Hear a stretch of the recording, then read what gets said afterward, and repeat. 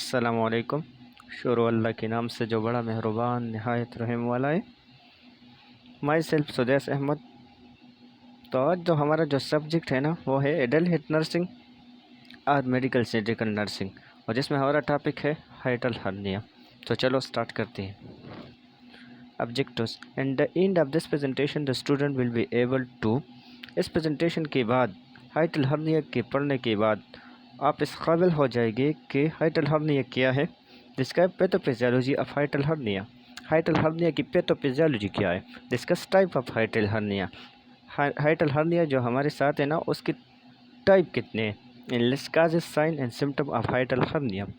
इसकी काजेस क्या है, इसकी साइन क्या है, इसके सिम्टम क्या है, ठीक है। Explain diagnosis treatment and complication of hiatal hernia. Hiatal hernia इसके साथ हमारी ट्रीटमेंट क्या है, इसका डायग्नोसिस टेस्ट क्या है, ठीक है। इसकी कम्प्लिकेशन क्या है। Identify nursing intervention for हाइटल hernia. और जब कोई पेशेंट को कोई हाइटल हर्निया है तो उसके लिए हम प्लानिंग क्या करेंगे, उसकी नर्सिंग इंटरवेंशन क्या होगी, उसका नर्सिंग प्लानिंग क्या होगा, ठीक है। तो आगे पढ़ते हैं। हाइटल हर्निया।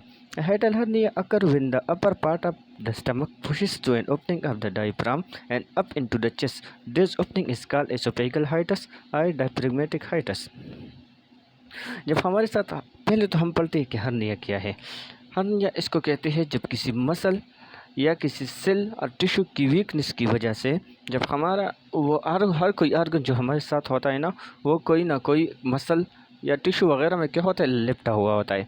जब उस मसल टिश्यू और सेल की वजह से जब वो आर्गन बाहर की तरफ निकलता है तो हम उसको क्या कहते हैं, हर्निया कहते हैं। फॉर एग्जांपल हमारे साथ क्या है, स्मॉल इंटेस्टाइन है, ओके। वो एक स्पेसिफिक मसल में क्या होता है, स्पेसिफिक मसल और टिश्यू में क्या होता है, वो लिपटा हुआ होता है। जब उस मसल और टिश्यू की वीकनेस की वजह से क्या होता है, जब वो बाहर की तरफ निकलता है तो उसको हम क्या कहते हैं, तो उसको हम हर्निया कहते हैं। इस तरह हमारे साथ हाइटल हर्निया क्या है, अब चलो पढ़ते हैं। हाइटल hernia occur when the upper part of the stomach pushes through an opening in the diaphragm. जब हमारे साथ हाइटल हर्निया होता है तो अपर पार्ट ऑफ द स्टमक, हमारे साथ upper part of the stomach कौन सा है, पंडस है, ठीक है। Opening in the diaphragm and up into the chest, the opening is called oesophageal hiatus और डायफ्रामेटिक हाइटस, ठीक है। जब हमारे साथ upper part of the stomach fundus जब हाइटस की जब नॉर्मेलिटी की वजह से क्या हो जाता है, थोरेसिक कैविटी में दाखिल हो जाता है, उसके अंदर थोरेसिक कैविटी में जाता है तो उसको हम क्या कहते हैं, हाइटल हर्निया कहते हैं, ठीक है। Hiatus hernia or hiatal hernia is the protrusion of the upper part of the stomach into the thoracic tear or weakness in the diaphragm. क्या कहते हैं कि जब स्टमक का ऊपर वाला हिस्सा हाइटस से यानी ऊपर थोरेसिक कैविटी में चला जाता है तो उसको हम क्या कहते हैं, हाइटस हर्निया कहते हैं, ठीक है। Hiatus hernia is the protrusion of the upper part of the stomach into the thoracic cavity और tear weakness in the diaphragm. जब डायफ्राम की वीकनेस की वजह से जब स्टमक का ऊपर वाला हिस्सा यानी पंडस ऊपर की तरफ चला जाता है, थोरेसिक कैविटी की तरफ चला जाता है तो उसको हम क्या कहते हैं, हाइटस हर्निया कहते हैं, ठीक है। हाँ, अब इसके पैथोफिजियोलॉजी क्या है। Normally oesophagus are put to passes down through the chest tube crosses the diaphragm. जब हमारा इसोफेगस है जिसको हम क्या कहते हैं, पुट ट्यूब कहते हैं, उसको क्या कहते, through the chest down passes through the chest crosses the diaphragm and enter to the abdomen through a hole in diaphragm called oesophageal hiatus. हमारा जो पुट ट्यूब है ना इसोफेगस, वो कहाँ से पास होता है, वो एक सुराख से पास होता है जो जिसकी वजह से वो थोरेसिक कैविटी से एब्डोमिनल कैविटी में दाखिल हो जाता है। वो सुराख कहाँ पे होता है, वो एक मसल है जिसको हम एक डम शेप मसल है, डायफ्राम एक डम शेप मसल है, उसमें खोल होता है, उसको हाइटस कहते हैं। उस हाइटस की वजह से हमारा जो पुट ट्यूब है ना वो थोरेसिक कैविटी से एब्डोमिनल कैविटी में दाखिल हो जाता है, और वो जंक्शन है, वो उस जंक्शन पर मिला होता है। पुट ट्यूब एसोफेगस यानी इसोफेगस और स्टमक उस जंक्शन से मिले होते हैं, ठीक है। Crosses that normally the esophagus are put to passes down to the chest to cross the diaphragm and enter to abdomen to a hole in diaphragm called esophageal hiatus. उस hiatus को क्या कहते हैं, उस सुराख को हम esophageal hiatus कहते हैं। Just below the diaphragm the esophagus join the stomach. तो इस डायफ्राम से नीचे कहते हैं एसोफेगस उस सुराख हाइटस की वजह से स्टमक से जॉइन होता है. In individual with the hiatal hernia, the opening of the esophageal hiatus is larger than normal, and a portion of the upper stomach slips up, passes through the hiatus and into the chest. हाँ, जब अब एक बंदे को क्या होता है, हाइटल hernia होता है. तो हाइटल हर्निया में क्या होता है, जब वो हाइटस की एक क्या है, एक लार्जर देन नॉर्मल हो जाता है. ठीक है, उसकी असली साइज़ जो है ना वो उससे बड़ा हो जाता है. तो एसोफेगस की वजह उसके साथ क्या होता है, एसोफेगस के साथ हमारे साथ वो हाइटस जो है ना वो नॉर्मल से लार्जर हो जाता है. तो उसकी वजह से अपर स्टमक स्लिप अप और passes to the hiatus and enter to the chest. तो उस हाइटस की लार्जर होने की वजह से हमारे स्टमक का ऊपर वाला हिस्सा वो हाइटस से ऊपर की तरफ चला जाता है, क्योंकि इसकी वजह से जो नॉर्मल साइज़ है ना उससे लार्ज हो जाता है. तो उसकी वजह से स्टमक का ऊपर वाला हिस्सा जो है ना वो थोरेसिक एब्डोमिनल कैविटी से थोरेसिक कैविटी में दाखिल होता है. ठीक है. हाँ, अब आप पिक्चर में देख सकते हैं कि नॉर्मल में जो हमारे साथ है डायफ्राम है. ठीक है, उसके साथ लोअर एसोफेगल स्फिंक्टर है, और उस फंडस जो अपर स्टमक का ऊपर वाला हिस्सा है वो अपनी जगह पर है. लेकिन अब हम हाइटल हर्निया में देखते हैं. हाइटल हर्निया में अगर हम देखें तो लोअर एसोफेगल स्फिंक्टर और उसके साथ जो फंडस है, जो अपर पार्ट ऑफ स्टमक है, वो क्या है, वो ऊपर की तरफ चला गया है. ठीक है, अब देख सकते हैं इस पिक्चर में कि वो जो हमारे साथ अपर पार्ट ऑफ स्टमक है ना वो हाइटस के थ्रू जिसका साइज़ नॉर्मल से लार्जर हो गया, इस वजह से वहाँ पे जो अपर पार्ट ऑफ स्टमक है ना वो ऊपर की तरफ थोरेसिक कैविटी की तरफ जा चुका है. वो जो हाइटस है वो बड़ा हो गया, इसकी वजह से वो ऊपर चला गया है. ठीक है. There are two types of hernias. अब हर्निया के कितने टाइप्स है? There are two types of hiatal hernia. Hiatal hernia के मेन टू टाइप्स है, sliding hiatal hernia and paraesophageal hiatal hernia. ठीक है. स्लाइडिंग हाइटल हर्निया क्या है? The sliding type its name implies occur when the junction between the stomach and esophagus slide up through the esophageal hiatus during movement of increased pressure in the abdominal cavity. जब हमारे साथ abdominal cavity पर pressure ज़्यादा पड़ता है तो इसकी वजह से जो हमारा स्टमक का ऊपर वाला हिस्सा है ना वो हाइटस की वजह से वो उस डायफ्राम की मसल की वीकनेस की वजह से वो ऊपर की तरफ चला जाता है. तो उसको हम क्या कहते हैं? Sliding hiatal hernia. वैसे स्लाइडिंग हाइटल हर्निया इसको इसलिए कहा जाता है कि ये कभी थोरेसिक कैविटी में जाता है, कभी वापस एब्डोमिनल कैविटी में आता है. ये अब ऊपर और नीचे चला जाता है. ठीक है, कभी ऊपर चला जाता है, कभी वापस अपनी जगह पे जाता है, इसलिए इसको स्लाइडिंग हाइटल हर्निया कहते हैं. ठीक है. When the pressure is relieved the stomach fall back down, when gravity it's normal. पर व्हेन प्रेशर इज लो, जब इस पर जो कोई एब्डोमिनल प्रेशर वो ख़त्म हो जाता है तो इसकी वजह से वो अपनी ग्रेविटी और अपनी नॉर्मल हालत में चला जाता है. ठीक है. अब कहते हैं पेराइसोफेगल हाइटल हर्निया क्या है? Paraesophageal hiatal hernia. In paraesophageal hiatal hernia there is no sliding up and down. A portion of the stomach remains stuck in the chest cavity. This hernia remain in the chest at all times. This type is less common. And paraesophageal hiatal hernia में जो है ना इसमें sliding up and down नहीं होता है. जब इसमें ऐसा होता है कि एक जंक्शन ऑफ एसोफेगस स्टमक है ना वो अपनी जगह पे रहता है, लेकिन जो इस साइड पे जो स्टमक का हिस्सा है ना वो ऊपर की तरफ चला जाता है. Junction of oesophagus and stomach अपनी जगह पर, लोअर एसोफेगल स्फिंक्टर अपनी जगह पर रहता है, लेकिन स्टमक का एक साइड वाला हिस्सा जो है ना वो हाइटस से ऊपर की तरफ चला जाता है. तो उसको हम पेराइसोफेगल हाइटल करने कहते हैं, कि जिसमें क्या होता है, junction of stomach and oesophagus अपनी जगह पर रहता है, लेकिन स्टमक का साइड वाला हिस्सा जो है ना वो हाइटस की से ऊपर की तरफ चला जाता है. तो उसको हम पेराइसोफेगल हाइटल हर्निया कहते हैं. ठीक है. A portion of the stomach remains stuck in the chest cavity. This hernia remain in the chest at all time. लेकिन ये क्या होता है, ये स्लाइडिंग में नहीं होता है. स्लाइडिंग हाइटल हर्निया वो हमारे साथ कभी ऊपर चला जाता है, कभी वापस अपनी जगह पे होता है, लेकिन पेराइसोफेगल रिमेन स्टक का मतलब ये है कि ये वापस नहीं आता और अपनी जगह पे वो थोरेसिक कैविटी में जाता है, फिर वो दोबारा नहीं आता. ठीक है. This type is less common, लेकिन ये सबसे कमतर होता है. अब इस पिक्चर में आप देख सकते हैं कि एसोफेगस एंड जो जंक्शन है स्टमक की ना वो अपनी जगह पर है, लेकिन स्टमक का साइड वाला हिस्सा जो है ना वो ऊपर की तरफ चला गया है. ठीक है. अब टाइप 1 हाइटल हर्निया.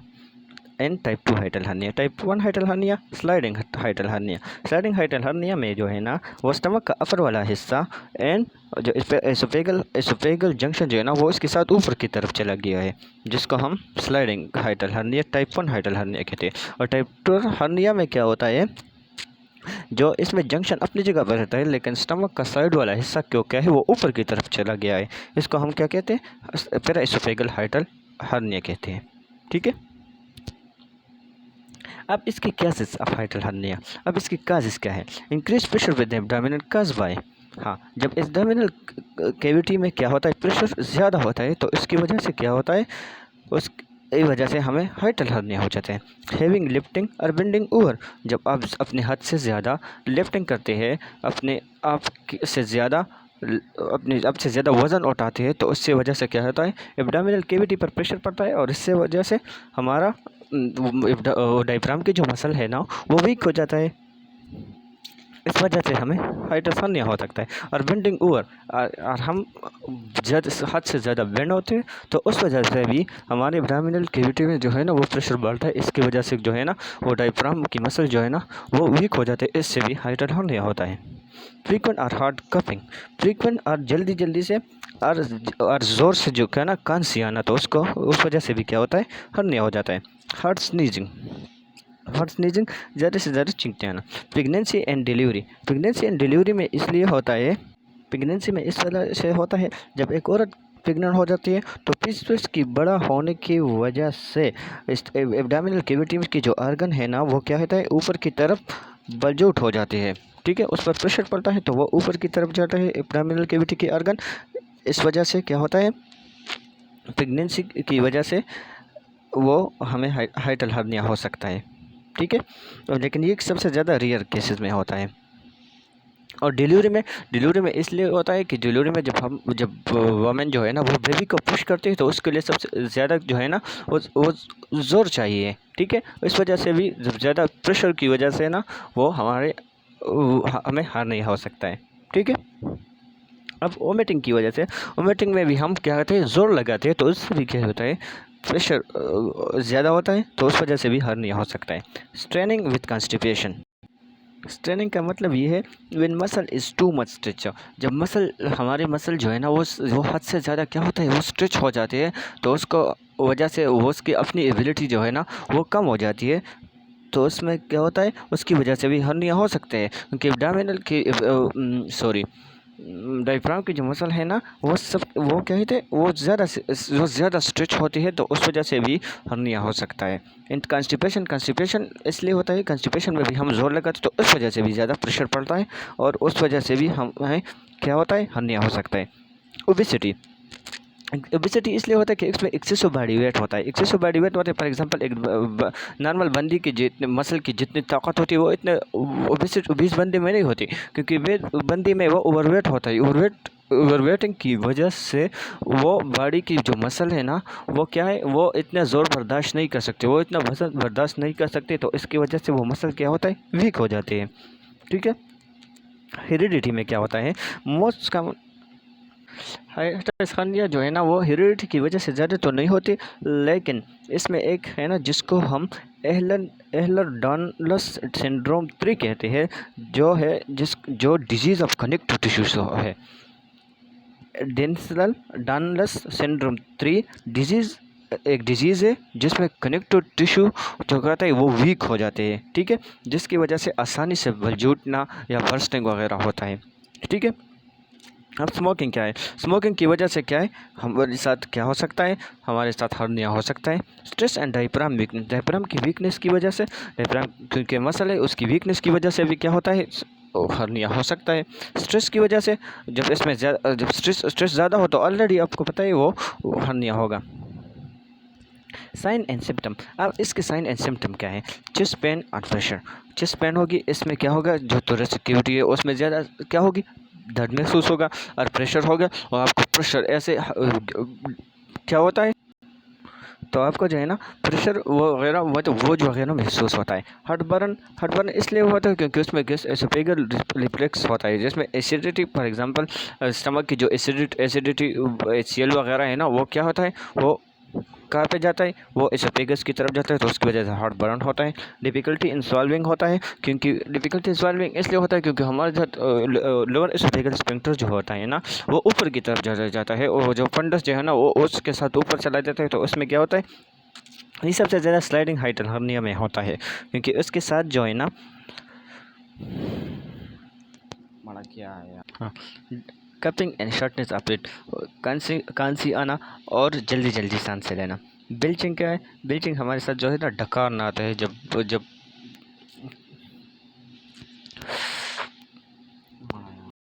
अब इसके साथ है हिकअप है। हिकअप क्या है, हिचकी आना, sudden involuntary construction of the diaphragm muscle. Diaphragm की जो मसल है ना वो इनवॉलंटरी हो जाता है, और वो ज़्यादा वो क्या होता है, involuntary diaphragm construction of muscle, उसके क्या है इनवॉलंटरी कंट्रक्शन होता है, तो इसकी वजह से हिकअप्स आते हैं, मतलब हिचकी आती है। Nazia on vomiting, already Nazia on vomiting उसमें होता है। गैस्ट्रिक रिफ्लक्स हो गए, जो गैस्ट्रिक जो मवाद है ना, फॉर एग्जांपल HCl वगैरह है, वो क्या है, वो एसोफेगस की तरफ चला जाता है, तो उसकी वजह से क्या हो, गैस्ट्रिक रिफ्लक्स होता है। और सोर और bitter taste in the mouth, HCl की वजह से, HCl की वजह से, और स्टमक की जो स्टमक के एसिडिटी के मवाद की वजह से उसका क्या होगा, सोर और bitter taste in the mouth. Abdominal discomfort मतलब स्लाइटली पेन वगैरह होगी उसमें, ठीक है। अब पढ़ते हैं कि मेडिकल डायग्नोसिस क्या है, ठीक है। Various test are used to diagnose a hiatal hernia. The following test are usually used. Upright chest exercise, इसमें हम क्या कहते हैं, पहले अपराइट चेस्ट एक्सरसाइज करते हैं। दूसरा क्या, बेरियम एक्सरसाइज कहते हैं। Barium exercise also known as barium swallows are diagnostic exercise in which barium is used to diagnose abnormalities of the digestive tract including hiatal hernias।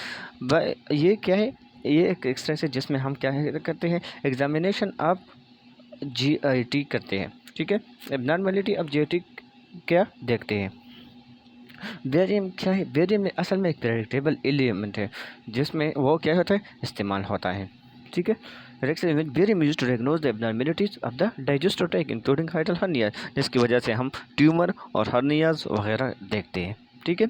अब अपर एंडोस्कोपी क्या है, upper endoscopy एक प्रोसीजर है to diagnose the treat the problem in upper जियाटिक tract. जो हमारे साथ अपर जियाटिक ट्रैक्ट है, मतलब मुंह से लेकर स्मॉल इंटेस्टाइन के पहले पार्ट जो डिडनम है उससे उस तक जो होता है ना, उसमें हम देखते हैं कि उसमें डिजीज़ वगैरह, ट्यूमर वगैरह, हर्नियाज वगैरह देखते हैं, ठीक है। The upper endoscopy also known as oesophagogastroduodenoscopy और EGD allow to doctor to examine the inside of the patient esophagus, stomach and duodenum, the first part of the small intestine, which is instrument called endoscope। Endoscopy, upper endoscopy इसको कहते हैं कि इसमें एक camera, doctor जो है ना वो एक कैमरा इंसर्ट करता है मुंह के थ्रू, जो एसोफेगस से लेकर first part of the small intestine, जिसको डुओडेनम कहा जाता है, वहाँ तक देखते हैं कि वहाँ पर कोई ट्यूमर वगैरह होता है या कोई हर्नियाज वगैरह तो नहीं है, ठीक है। तो इसके लिए हम अपर एंडोस्कोपी कहते हैं।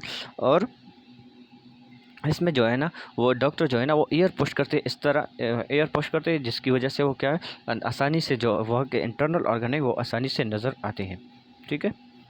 इसमें ट्रीटमेंट क्या है, मेडिकल ट्रीटमेंट पर हाइटल हर्निया में include prescription strength antacids such as lansoprazole, Prevacid, omeprazole और रिवरप्राजोल।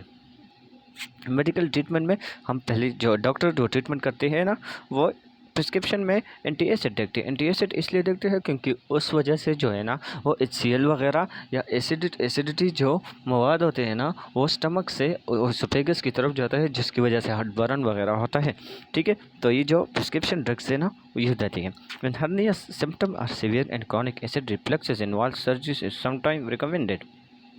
हाँ, when hernia symptom are severe, जब हर्निया की अलामत सीवियर हो जाती है and chronic acid reflux involve surgery is sometime recommended, ठीक है।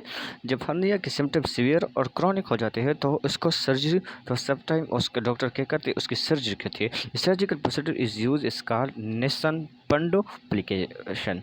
उस सर्जरी के जो प्रोसीजर करता है हर्निया के लिए, तो उसको हम क्या कहते हैं, नेसन पंडोप्लिकेशन कहते हैं। In fundoplication the gastric fundus upper part of the stomach is wrapped और plicated around the interior part of the oesophagus.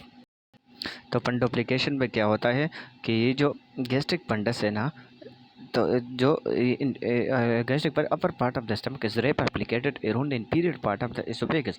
जो इंफीरियर पार्ट ऑफ एसोफेगस है ना, वहाँ पर वो क्या होता है, बांध देती है। वहाँ पर जो होता है ना, वो उसका सिला देती है कि वो क्या है, उसके हर्निएशन ना हो, कि वो ऊपर की तरफ जो है ना, वो हाइटस से ऊपर की तरफ ना चला जाए। Preventing herniation of the stomach to the height of the diaphragm and the reflex of the gastric acid. The procedure is now commonly performed laparoscopically। इसके बाद क्या होता है, एक कैमरा इंसर्ट करते हैं जिसमें क्या होता है, जिसमें डॉक्टर जो है ना वो काम करता है और वो उसको क्या होता है, बांधते हैं कि उसकी जो है ना वो हर्निएशन ना हो जाए, वो दोबारा ऊपर की तरफ क्या होता है, वो ऊपर की तरफ ना जाए। ठीक है। हाँ, अब कॉम्प्लिकेशन क्या है, डिस्पेगिया होता है इसमें। ठीक है। में हमारे साथ जो है ना क्या होता है, डिस्पेगिया में क्या होता है, डिफिकल्टी इन सॉल्विंग होता है। डिफिकल्टी इन सॉल्विंग इसलिए होता है क्योंकि हमारे साथ जो स्पिंक्टर है, लोअर स्पिंक्टर, वो सही तरह रिलैक्स और कंट्रिक्ट नहीं होती। ठीक है। एसोफेगाइटिस होता है। एसोफेगाइटिस इसलिए होता है क्योंकि गैस्ट्रिक मवाद की वजह से वो क्या होता है, वहाँ पर एसोफेगस में क्या होता है, इन्फ्लेमेशन काज करता है। गेस्ट्रो एसोफेगल रिफ्लेक्स का क्या होता है, गेस्ट्रो एसोफेगल रिफ्लेक्स वो होता है जब हमारे साथ स्टमक की सारी वो जो है ना HCl वगैरह, जो सारे एसिडिटी जो है ना, वो क्या होता है, वो एसोफेगस की तरफ चला, तो वहाँ पे क्या होता है, इसको एसोफेगस गेस्ट्रो एसोफेगल रिफ्लेक्स कहते हैं। इन्फेक्शन और ब्लीडिंग, कॉम्प्लिकेशन में हम क्या कहते हैं, इन्फेक्शन और ब्लीडिंग देखते हैं कि इन्फेक्शन तो हुआ है, इन्फेक्शन तो नहीं हुआ, और ब्लीडिंग वगैरह तो नहीं हो रही। Image of internal organ is heart और लंग्स एंड एटसेट्रा। इसमें हम डैमेजिंग देते हैं कि इंटरनल ऑर्गन में क्या होता है, वो डैमेज होता है। ठीक है। हार्ट, लंग्स वगैरह उसमें डैमेज तो नहीं होता है। अब स्ट्रेंगुलेशन क्या है, स्ट्रेंगुलेशन में हमारे साथ जो है ना, उसमें गला घोंटता है, इंसान का दम जो है ना वो सही तरह नहीं होता है। ठीक है। हार्ट बर्न क्या होता है, हार्ट बर्न इसमें क्या होता है, दिल लोग कहते हैं ना हार्ट बर्न इसलिए इस वजह से होता है, मैंने आपको पहले ही बता दिया कि HCl वगैरह जो गैस्ट्रिक मवाद है ना, वो ऊपर की स्पेगस की वजह से तो स्पेगस की तरफ जाता है, जिसकी वजह से वह इन्फ्लेमेशन और काज करता है। इस वजह से इंसान को हार्ट बर्न महसूस होता है। ठीक है। नर्सिंग इंटरवेंशन क्या है, अब इसके लिए नर्सिंग प्लानिंग क्या है, prepare the patient for diagnostic test as needed. क्या करते हैं हम, डायग्नोस्टिक टेस्ट के लिए क्या करते हैं, पेशेंट को प्रिपेयर करते हैं कि उसको असल मसला क्या है। फॉर एग्जांपल हमने पहले पढ़ा इससे कि बेरियम टेस्ट करते हैं, लेप्रोस्कोपी करते हैं, एंडोस्कोपी करते हैं। ठीक है। Administer prescribe anti acid and other medication. Doctor क्या कहते हैं, इसमें हम क्या कहते हैं, एडमिनिस्ट्रेशन में हम क्या कहते हैं, प्रेस्क्राइब एंटी एसिड देते हैं एंड अदर मेडिकेशन वगैरह देते हैं, पेन रिलीफ करते हैं। ठीक है। पेन रिलीफ के लिए मेडिकेशन देती है एंड एंटी एसिड देते हैं। एंटी एसिड क्या होता है, जो जो इसमें एसिडिटी वगैरह होता है ना, वो इससे ख़त्म हो जाता है। ठीक है। To reduce the intra abdominal pressure and prevent aspiration, to have the patient sleep and reverse Trendelenburg position with the head of the bed elevated. ठीक है। इंट्रा एब्डोमिनल प्रेशर को प्रिवेंट करने के लिए प्रिवेंट एस्पायरेशन। ठीक है। वो ख़त्म करते, वो हम एस्पायरेशन देखते हैं। एस्पायरेशन कहते हैं कि जब फूड पाइप की बजाय हमारे वाइन पाइप से क्या है, हमारे लंग्स को फ्लूइड और सॉलिड पार्टिकुलेट और फ्लूइड जब चले जाते हो तो उसको हम क्या कहते हैं, एस्पायरेशन कहते हैं। तो इसको हम प्रिवेंट करने के लिए हम क्या करेंगे, तो patient sleep in reverse Trendelenburg position with the head of the bed elevated. ठीक है। ट्रेंडनबर्ग एक पोजीशन है जिसमें हमारे साथ जो है ना वो 16 एंगल में होता है। जो पेशेंट की जो पाव जो है ना वो क्या होता है, वो ऊपर की तरफ होता है और इसका हेड क्या होता है, उस नीचे की तरफ होता है। तो इसको हम क्या कहते हैं, तो ये ट्रेंडनबर्ग पोजीशन कहते हैं। ये ज़्यादातर इंट्रा एब्डोमिनल जो सर्जरीज होता है ना, ये पोजीशन उसमें होता है जिसमें 16 एंगल यूज़ होता है और पेशेंट की जो पाँव है ना वो ऊपर की तरफ होता है और उसका सर जो है ना वो नीचे की तरफ होता है। इसको हम ट्रेंडनबर्ग पोजीशन कहते हैं। Assess the patient response to treatment, उसमें हम असेसमेंट करते हैं कि आया हमारा जो पेशेंट है ना, हम उसके लिए जो ट्रीटमेंट कर रहे हैं, जिसका जो ट्रीटमेंट जारी है वो क्या है, वो उस पर रिस्पांस दे रहा है या नहीं दे रहा है। ठीक है। ज़रो पर कॉम्प्लिकेशन स्पेशली सिग्निफिकेंट ब्लीडिंग, अब हम उसको ऑब्जर्व करते हैं कि क्या है, उसकी कॉम्प्लिकेशन वगैरह तो नहीं है। स्पेशली सिग्निफिकेंट ब्लीडिंग, उससे कोई ब्लीडिंग वगैरह तो नहीं होती है। पल्मोनरी इंस्पायरेशन, उसकी फूड पाइप की बजाय उसके वाइन पाइप में कोई फूड मॉलिक्यूल और फ्लूइड वगैरह तो नहीं जाता है। और इनका incarceration or strangulation of the herniated stomach portion। तो incarceration और strangulation of the herniated, इसमें क्या होता है कि इसमें गला strangulation में जो है उसका गला घोंटा है, और incarceration of the herniated stomach portion इसलिए होता है क्योंकि उसमें हम इसमें देखते हैं कि आया स्मॉल इंटेस्टाइन का जो हिस्सा जो है ना वो बाहर की तरफ तो बलजोट तो नहीं हो रहा है, कोई बाहर या वीकनेस की वजह से या किसी टिश्यू या किसी सेल की वीकनेस की वजह से वो बाहर की तरफ तो नहीं आ रहे। तो इस वजह से हमारे जो है ना वो और इंसरक्रेटेशन में ये हम देखते हैं कि उसका जो स्टमक का हिस्सा है ना वो एब्डोमिनल वॉल की वीकनेस की वजह से कोई बाहर की तरफ तो नज़र नहीं आ रहा है, या कोई इसका स्मॉल इंटेस्टाइन जो है ना वो बाहर की तरफ बलजोट तो नहीं हुआ है। ठीक है। After endoscopy, watch for sign of perforation such as falling blood pressure, rapid pulse, shock and sudden pain caused by endoscope। हम एंडोस्कोपी के बाद हम उसके साइन कहते हैं, साइन को देखते हैं। ठीक है। परफोरेशन असल में सुराख को कहते हैं कि किसी इंस्ट्रूमेंट की वजह से या किसी और वजह से उस ऑर्गन में, या जो हमने इंडोस्कोपी वगैरह की उस इंस्ट्रूमेंट की वजह से हमें कोई सुराख वगैरह तो नहीं हुआ है, जिससे ब्लीडिंग वगैरह होता है। ब्लीडिंग वगैरह होगी तो ऑलरेडी क्या हो गया, फॉलिंग ब्लड प्रेशर, इसका पेशेंट क्या हो रहा है वो हाइपरटेंशन में चला जाता है। ठीक है। Such as falling blood pressure और rapid pulse, shock and sudden pain caused by the endoscope. तो इंडोस्कोपी की वजह से उसको क्या होता है, रैपिड, उसका पल्स क्या होता है, रैपिड मतलब जल्दी जल्दी ज़्यादा होता है। ठीक है। शॉक एंड सडन पेन, और उसका क्या होता है, डायरेक्ट पेन होता है जो इंडोस्कोपी की वजह से। To enhance the complaints teach the patient about the disorder. To enhance उसको पेशेंट की मरीज़ की तामील को बढ़ाने के लिए उसमें हम क्या कहते हैं, teach the patient about the disorder. उसको उस डिसऑर्डर के बारे में, हाइडल हर्निया के बारे में हम उसको बताएं। एक्सप्लेन सिग्निफिकेंट सिम्टम, उसकी अलामात के बारे में, डायग्नोस्टिक्स, उसके टेस्ट के बारे में, एंड प्रिस्क्राइब ट्रीटमेंट। और इसको जो ट्रीटमेंट हुआ है उसको हम उसको क्या कहते हैं, इसको हम क्या कहते हैं, टीच करते हैं, क्योंकि उसकी जो तामील होता है वो बड़ा हो जाए। Review prescribe medication, explaining their decide action and possible adverse effect. क्या कहते हैं, उसको प्रिस्क्राइब मेडिकेशन क्या है, उसको हम एक्सप्लेन करें कि ये इस टाइम पे खाना है, इस टाइम पे लेना है। ठीक है। और उसका क्या कहते हैं, पॉसिबल एडवर्स इफेक्ट, और इसके बॉडी के उस ड्रग्स की, उस मेडिकेशन की बॉडी पे इफेक्ट क्या होगा उसके बारे में हम उसको क्या बताएं, उस पेशेंट को बताएं। Encourage the patient to delay lying down for 2 hours after eating. और हम पेशेंट को ये कहें कि जब वो खाना खाए तो वो 2 घंटे क्या होता है, वो लाइंग डाउन मतलब वो सोने वगैरह से या उल्टा लेटने से क्या करता है, रेस्ट करें। तो thank you for watching our lecture. Inshallah meet in the next lecture. Thank you.